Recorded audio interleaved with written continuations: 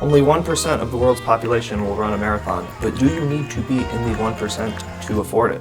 No, not even close. Thank God. Actually, runners only spend a little over $1,700 a year between marathon race fees and equipment. $1,748 to be exact, according to a 2022 survey. And as someone who's a relatively new runner myself and less than 3 weeks away from my very first marathon, I wanted to walk you through how I have spent my money leading up to the race. I'll break down where I think you can get the best bang for your buck, what I have completely avoided at all costs, and the hidden costs of running a marathon that really surprised me.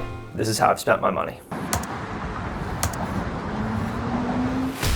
Before we get going on the official tallies, I did want to set some ground rules first. I will only be counting items that I have bought specifically for the race. So stuff that I would have in the kitchen, like whey protein or my usual supplements. Stuff like that I'm not going to include. I will only include the items that I bought specifically for running.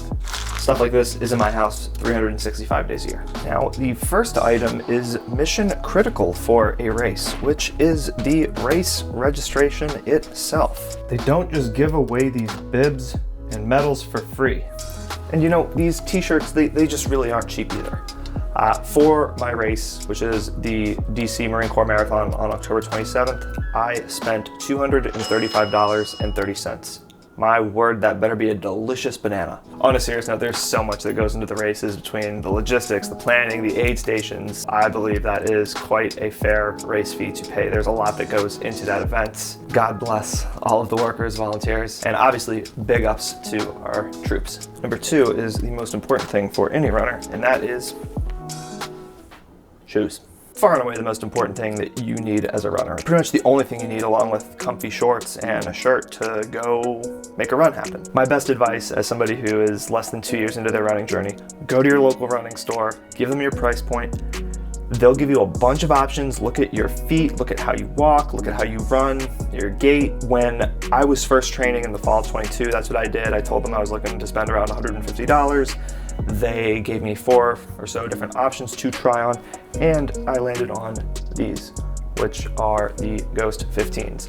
I have run all 3 of my races in those, and when I was starting to train for marathon prep, I said, hey, it ain't broke, don't fix it, so I got another pair.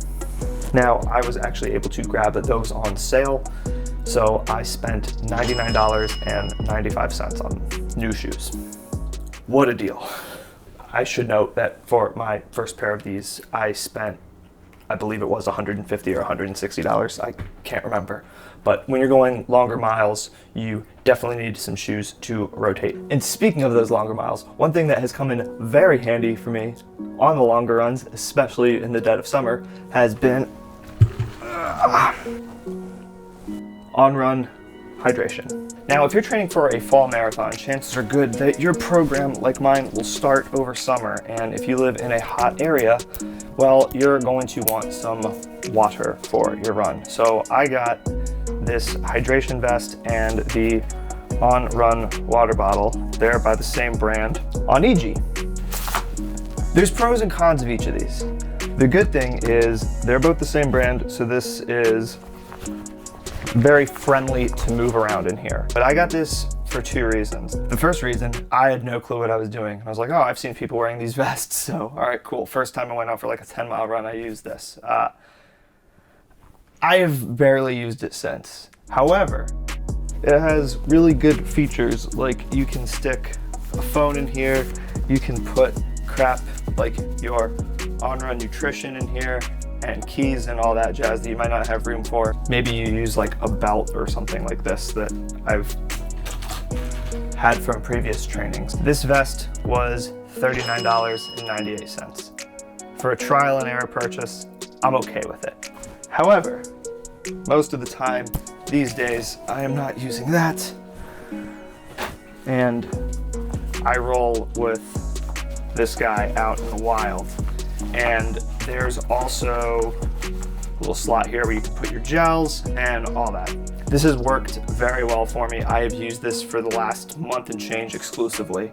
This bottle cost $17.99. I should also say I've done most of my training right here in New York City, so I have a good amount of access to water fountains. The main route I use is in Prospect Park, Brooklyn, and They have like 2 water stations on the way. I go to the West Side Highway, there's a place to fill up. However, on my 20-miler last week, I was struggling to find water at a certain point and immediately regretting that decision, which is a very long-winded way of saying it is never a bad idea to have water. I think as a general rule of thumb, if I'm going to run longer than an hour, I'm gonna have water on me. And speaking of those longer runs, another essential is on-run nutrition, because fuel is life. And I take it very seriously. So these are the magic bins, and I promise there is a method to the madness. These are goos separated by have caffeine, don't have caffeine, liquid IVs, and bonk breakers. Now, both electrolytes and carbs are super important on the run, and I have used both liquid IV and goos before, and they do well with my stomach, with the exception of the strawberry banana goo, which is proof that Satan does in fact exist. I got a massive pack of those liquid IVs and paid $30.99 for it. Got a massive shipment of goos and paid $39.40 for those. If you have seen any of my previous videos on fuel, you know that I am a big proponent of the Pokemon and specifically the Jurassic Park fruit snack. Goos do well with my stomach. There's only so many goos I can take. So I found a happy medium, and the most recent purchase has been the Bonk Breaker Electrolyte Energy Chews. And my word, are they phenomenal. I used these for the first time on my 20-miler, and these are definitely coming along to DC with me. I paid $27.50 for the Bonk Breaker pack. Now, if you're trying to carry all of these things on you and put them in your pockets on a race day, it's not going to work. I'm not wearing a vest during a race, and I made 2 of the greatest purchases for things that I just generally didn't know existed. But the good news about starting a new hobby like running and posting about it on social media is that your ads adapt very quickly. And then you get to see a bunch of cool stuff and then go down some weird rabbit holes on Reddit and say, is this really worth it?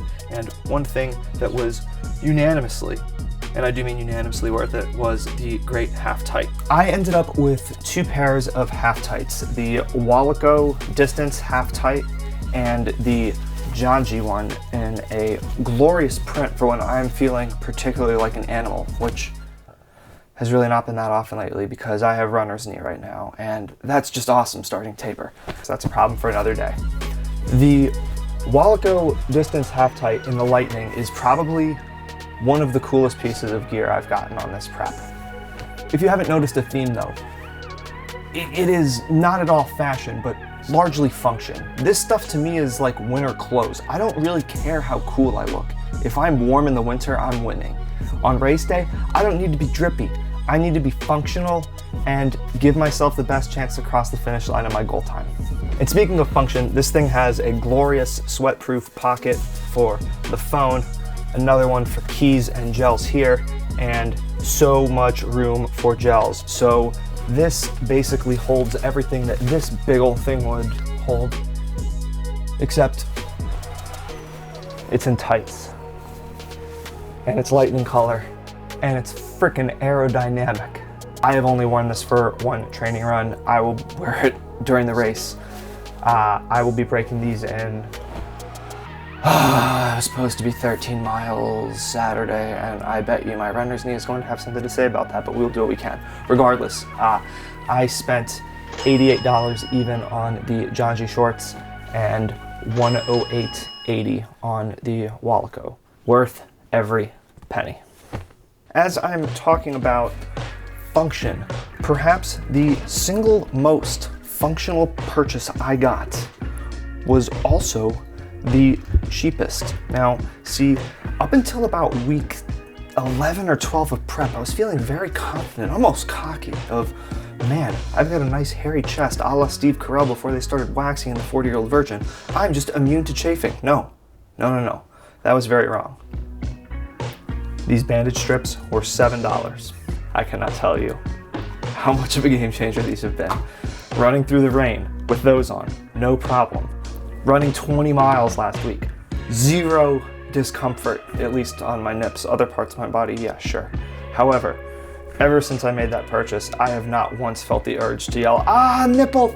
Band-Aids for the nips, $7.22. Now, the only other major purchase I've made were train tickets down to DC because it is not a hometown race for me. Those were $155 on the old Amtrak. Thankfully, I have a place to stay, so I don't have to worry about lodging, which is a massive money saver. And I did buy 2 additional pairs of socks. I bought some feature socks, which were $20 a pair for $40 total. Now, let's talk about what I haven't bought. I refuse to buy these 2 $300 sunglasses. I do love my Oakley snowboarding goggles. I have zero interest in spending $200, $300 for running sunglasses. That seems crazy. I know some people buy running plans. I didn't do that. I used Hal Higdon's beginner marathon program. I have used Hal's 15K training, had great success with that. Biggest goal is just to finish, right? We gotta finish. We gotta cross the line and come home safe to you. Yeah. Those have been the major purchases though, but there is one massively hidden cost. I think when you go into something like a marathon prep, you know it's going to take time. I am on week 17 of a 19-week training. I did like a week 0, so it doesn't really count, but it was mainly making sure that my body was in decent enough baseline shape to be able to do the program. The hidden cost of marathon training that I think that everybody has a decent idea about, but you really have no clue how long it takes, it's just the time. You know, I remember walking into my macroeconomics class freshman year of college, and the professor said, "What do you think is the greatest opportunity cost of college?" And everybody said, you know, textbooks, tuition, all that, and he said, "No, it's your time." And I'm looking at a spreadsheet of my runs, and keep in mind, I haven't followed the plan to a T. I have missed one long run outright. I got sick week 4 early in the prep. I got way too drunk at the beach one day on vacation and had to modify my long run and basically turn it into a medium walk. That was week 12 I'm looking at here. But as I look at this spreadsheet, I have done to date 48 runs for 310 miles over the course of 47 hours, 15 minutes, and 34 seconds. It just is so much time. And I look at that as 2 things. Number 1, it's just a commitment. You know, nobody shows up to the start line of a marathon by accident. You know, your whole weekend revolves around something that, at the end of the day, aside from the gear and everything, the act of running is completely free. The most I've ever spent on running in one weekend is a Subway swipe, and that's $2.90. I'm not including that here. Adding up all of that, we get a grand total of $890.13. Yeah, that's the grand total. What do you think?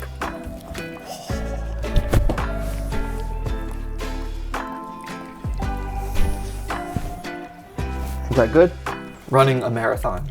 $890.13. Kisses from Rosie while you're trying to film. Priceless. But that is what I've spent to date. My guess is I will spend another maybe $100, $200. I don't foresee myself buying a new pair of shoes at this point. I'm probably just gonna run in like the newer Brooks Ghost 15s. I might buy a new race day shirt, which I have budgeted about $40 or $50 for, and I really want to wear some kind of Brooklyn hat. I think the local running store has a good one that is about $35, so I might spend another $100 on gear, and I'm just gonna say $100 on miscellaneous stuff. So my guess is I will spend just over $1,000. Hello from present day. Since filming that video like a week ago, I got 2 new things, and the last one just came.